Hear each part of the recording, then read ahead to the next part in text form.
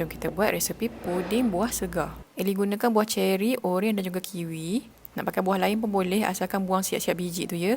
Biji kiwi tu tak boleh buat apalah. Masakkan sedikit susu cair, susu pekat, sedikit air, sedikit gula pasir, garam dan juga serbuk agar-agar. Larutkan semua sekali, masaknya sekejap sajalah sampai bila tengok agar-agar gula semua tu dah larut. Tapiskan dia dan masukkan separuh daripada buah-buahan tadi tu.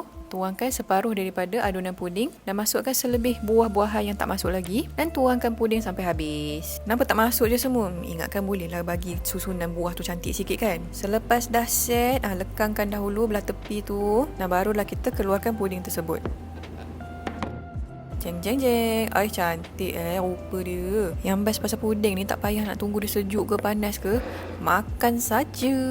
Save, share dan selamat mencuba.